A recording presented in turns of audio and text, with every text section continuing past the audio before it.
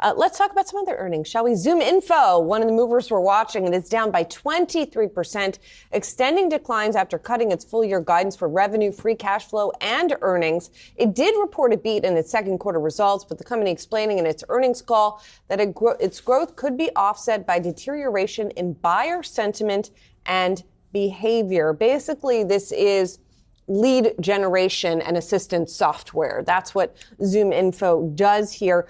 Deutsche Bank cutting the stock here, its recommendation on the stock, saying there is a, quote, persistent lack of visibility. It's cutting it to hold from buy. So definitely some pessimism around the stocks this morning. Yeah, indeed. And as we were even taking a look at the shares, if we're able to zoom out for a kind of broader view of how, I tried. You know, you connect the dots here, that's all we can do.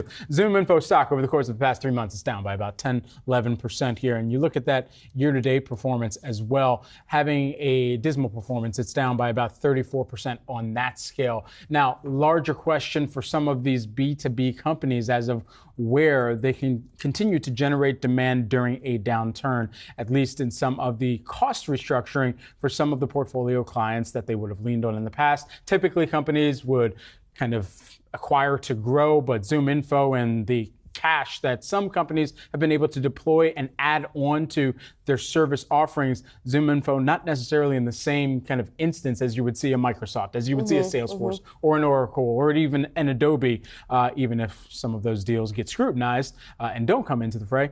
ZoomInfo in a much more difficult position to try and make some of those big cash or cash and stock acquisitions that would allow them to go back to that portfolio client base and say, hey, we've added on this additional feature or this additional service here.